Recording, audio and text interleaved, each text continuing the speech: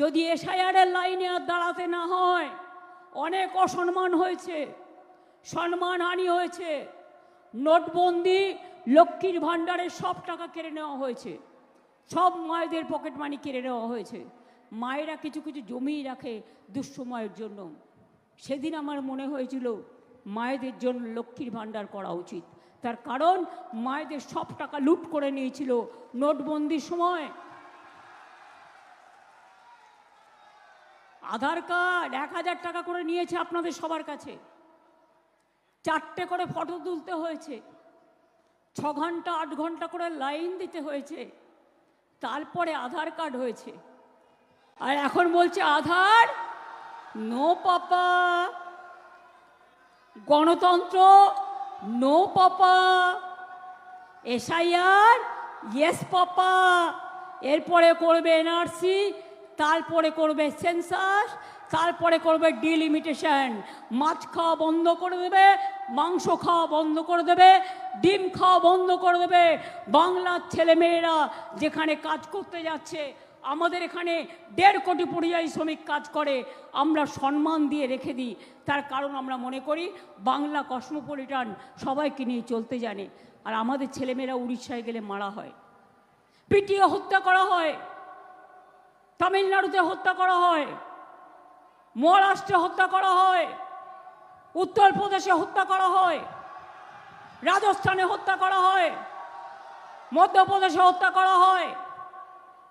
এর বিচার কিন্তু আপনাদের দিতে হবে মা ভাই বোনেরা আমার। এরা মহিলা বিরোধী, সবচেয়ে বেশি নাম কেটেছে মহিলাদের। কেন জানেন? উকুন বেছে বেছে দেখেছে কেন নাম কেটেছে, কোথা থেকে এলো লজিস্টিক্যাল ডিসক্রিপেন্সি।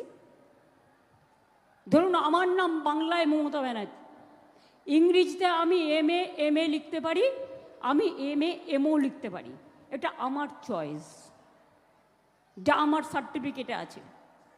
তাহলে তোমরা বাংলার সাথে ইংরেজি ম্যাচ করতে গিয়ে এআই দিয়ে এর জন্য অনেক নাম কেটেছ। একটা পরিবারের একজনের নাম আছে তো 3 জনের নেই। 2 কি করেছ? একটা মেয়ের বিয়ে হয়েছে, শ্বশুর বাড়ি গেছে, তার স্বামীর পদবি নিয়েছে, ব্যাস বাদ। জানেই না বাংলাটা কি, বাংলার কালচার কি, বাংলার সংস্কৃতি কি। একটা মেয়ের বিয়ে হয়েছে, তার ঠিকানা চেঞ্জ হয়েছে, বাপের বাড়ি থেকে শ্বশুর বাড়ি গেছে, তাদের নামগুলো বাদ দিয়ে দেওয়া হয়েছে। আজকে তারা ভুক্তভোগী হবে।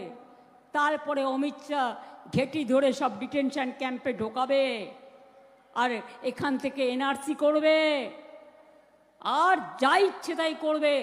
আবার বলছে ডেমোগ্রাফি চেঞ্জ হয়ে গেছে বাংলার। কবে? না তো 2011 সালে, তখন আমরা ক্ষমতায় আসিনি, জানেই না। গর্ধশক্তি, অর্ধশক্তি, টোটালটাই জুমলা।